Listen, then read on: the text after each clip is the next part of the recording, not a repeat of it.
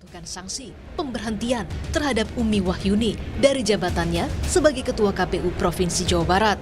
Pemberhentian terhadap Ketua KPU Jawa Barat Umi Wahyuni ini dijatuhkan oleh DKPP terkait dugaan pelanggaran etik.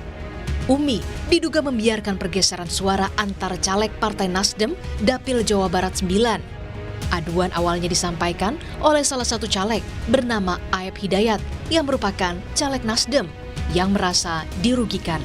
Suara Aep dalam pileg diduga bergeser ke caleg lainnya. DKPP menilai Umi tak menjalankan tugasnya karena tak memeriksa dokumen aduan sebelum ditandatangani. DKPP menilai tindakan teradu yang tidak melakukan penelitian dan pencermatan terhadap formulir model D hasil Provinsi DPR Dapil Jawa Barat 9 yang meliputi Sumedang, Kabupaten Majalengka, dan Kabupaten Subang.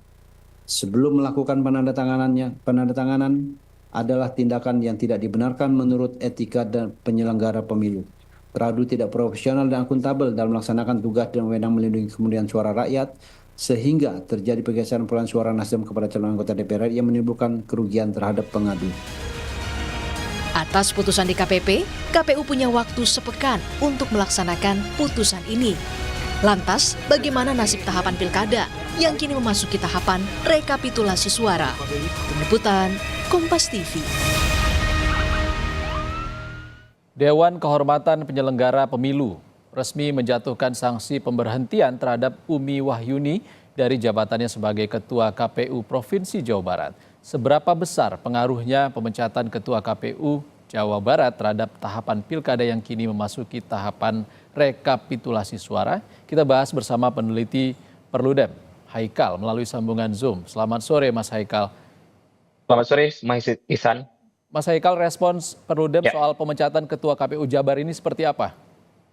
Ya, tentu ini merupakan satu kejutan juga bagi kita, bagaimana kemudian di tengah proses rekapitulasi yang sedang berjalan, DKPP mengeluarkan satu putusan yang kemudian cukup mengejutkan bagi beberapa kalangan. Namun langkah DKPP ini bagi kami perlu diapresiasi karena apapun bentuk dari pelanggaran etika itu harus diganjar dengan hukuman yang keras.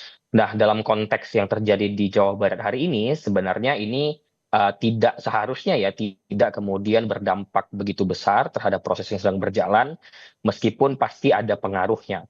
Karena sanksi yang dijatuhkan kepada yang bersangkutan itu kan adalah pencopotan dari jabatan, bukan pemberhentian tetap. Artinya yang perlu dilakukan oleh KPUD Jawa Barat hanyalah kemudian melakukan musyawarah untuk kemudian memilih kembali siapa yang kemudian akan dijadikan sebagai ketua atau pengganti dari Ibu Umi yang kemudian diberikan sanksi pencopotan oleh DKPP. Nah, namun catatan besarnya adalah sebenarnya inilah kenapa kemudian kita harus memberikan jarak lah antara proses pileg dan pilpres dengan proses pilkada, karena hal-hal seperti ini merupakan efek ketika kita melaksanakan pemilu di tingkat nasional itu sangat berdekatan dengan pilkada. Hasilnya ada beberapa kasus misalnya yang kemudian masih berjalan dan belum mendapatkan putusan, baik itu misalnya putusan dari Bawaslu ataupun putusan dari DKPP, yang kemudian itu berujung kepada terpengaruhnya proses pelaksanaan pilkada. Nah, jadi memang konteks seperti ini sudah bisa ditebak atau potensinya sudah menjadi besar ketika memang dipilih untuk melaksanakan pemilu tingkat pilpres dan pileg dan pilkada di tahun yang sama. Dan kasus yang lebih mencengangkan sebenarnya kalau kita lihat di KPUD Jayawijaya misalnya, yang kemudian 3 orang anggota KPU-nya itu diberhentikan tetap.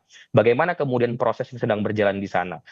Bagaimana kemudian proses penggantian antar waktunya harus dilakukan? Nah, itu kan tentu memerlukan waktu. Jadi menurut saya yang paling kemudian harus kita soroti adalah terkait dengan waktu pelaksanaan ini yang kemudian saling bersinggungan dan menyebabkan kekacauan seperti Oke, Mas sekarang ini. Haikal, kita kembali ke kasus pergeseran suara di Dapil 9 Jawa Barat ini yang terjadi pasca pemungutan suara legislatif Februari lalu. Ini terjadi penghitungan pada Maret dan setelah diberhentikan oleh DKPP, Umi Wahyuni membantah dan mengatakan tidak ada pelanggaran etik yang ia lakukan. Bagaimana itu? Ya, tentu proses ini pertama kita harus lihat dulu ya bahwa kasus yang terjadi di Dapil Jawa Barat 9 ini kan adalah kasus internal sebenarnya yang kemudian terjadi antar caleg di satu partai yang sama. Dan ada mekanisme yang kemudian harus ditempuh sebelumnya, yaitu berupa gugatan kepada yang dilakukan oleh caleg yang bersangkutan kepada Mahkamah Internal Partai. Dan kalau kita lihat memang itu sudah dilakukan, namun kemudian rasanya caleg yang bersangkutan yang merasa dirugikan, yang juga menjadi pengadu di dalam laporan ini, kemudian merasa tidak puas dengan hasil yang didapatnya di dalam proses pengadilan ataupun pembuktian di dalam Mahkamah Internal Partai tersebut, yang kemudian menyebabkan kasus ini kemudian dibawa ke ranah DKPP karena dianggap ada suatu tindakan yang dilakukan oleh komisioner ataupun anggota KPU di Provinsi Jawa Barat yang kemudian dianggap melanggar sanksi etik gitu, atau dianggap melanggar kode etik penyelenggara pemilu. Dan terhadap hal itu sebenarnya itu adalah hak dari setiap warga negara ya, bukan hanya seorang caleg. Dan kalau kita melihat kasus ini ya sebenarnya apa yang diputuskan oleh DKPP menurut saya sudah tegas, dan bahkan menurut saya harusnya hukuman yang kemudian diberikan tidak hanya pencopotan saja, namun ketika memang DKPP yakin bahwa terbukti melakukan pelanggaran etik dengan membiarkan terjadinya yang sebenarnya merupakan tindak pidana ya, bahkan melakukan manipulasi terhadap perolehan suara, itu harusnya diganjar dengan hukuman yang lebih tegas, yaitu memberikan hukuman pemberhentian tetap, bukan hanya sebatas pencopotan dari jabatan saja. Karena kan pencopotan dari jabatan artinya yang bersangkutan tetap menjadi anggota KPU, namun tidak lagi menjadi ketua. Padahal dia sudah terbukti melakukan pembiaran terhadap suatu pelanggaran yang sangat berat, yang merupakan bagian dari manipulasi hasil suara. Di Pilkada serentak juga sudah masuk rekapitulasi penghitungan suara. Walaupun tidak pemberhentian secara permanen, tapi ini ada pengaruhnya. Apa pengaruhnya, Mas? Tentu yang artinya KPU Provinsi Jawa Barat tentu harus membagi fokus ya. Fokusnya artinya selain kemudian melaksanakan proses rekapitulasi berjenjang secara manual yang mungkin saat ini sudah mencapai tingkatan kabupaten kota, KPU Provinsi Jawa Barat juga harus secepatnya melakukan penggantian ketua yang saat sekarang ini kan dalam posisi mungkin kosong atau diisi oleh PLT. Jadi seharusnya sebelum kemudian proses rekapitulasi itu mencapai di tingkatan Provinsi Jawa Barat, sudah harus terpilih ketua KPU Jawa Barat yang baru, dan hal itu ada mekanisme internal yang bisa dijalankan oleh KPU provinsi untuk kemudian memilih siapa pengganti yang bersangkutan untuk kemudian menjadi ketua KPU Provinsi Jawa Barat. Dan tentu itu berpengaruh ya, baik itu secara psikologis dan juga secara teknis pelaksanaan. Tentu bagaimana kemudian rekapitulasi yang sedang berjalan, harus ada fokus yang terpecah di tubuh KPU Provinsi Jawa Barat, dan itu pasti akan berpengaruh. Walaupun mungkin terhadap proses rekapitulasi dia pengaruhnya tidak menjadi besar, tetapi tetap bagi kerja-kerja rekan-rekan KPU di Provinsi Jawa Barat pasti ada pengaruhnya. Fokusnya terpecah. Mas Haikal, dengan adanya putusan DKPP ini bagaimana dengan hasil Pilkada Jabar? Ini ada pengaruhnya nggak terhadap kepercayaan publik kepada penyelenggara pemilu? Tentu ini akan berpengaruh sekali. Bagaimana juga yang bersangkutan kan masih menjabat sebagai komisioner KPU Provinsi Jawa Barat walaupun tidak lagi menjadi ketua. Artinya setidak-tidaknya masyarakat akan menilai bahwa ada sosok atau ada oknum yang kemudian dalam tanda kutip memiliki permasalahan secara etik yang sudah diputuskan oleh DKPP, yang kemudian masih menangani proses pilkada yang sedang berjalan. Artinya kalau kemudian masyarakat kehilangan atau menurun tingkat kepercayaannya, itu menjadi hal yang wajar dan menjadi hal yang kemudian harus diantisipasi. Bagi komisioner yang lain itu harus menjadi fokus untuk memastikan bahwa hal-hal serupa itu tidak terjadi lagi, agar ke depannya kemudian hasil yang hasil perolehan suara yang kemudian telah direkapitulasikan dan kemudian sudah ditetapkan nantinya itu mendapatkan legitimasi dari masyarakat dan tidak ada kemudian dugaan-dugaan kecurangan yang mungkin terjadi.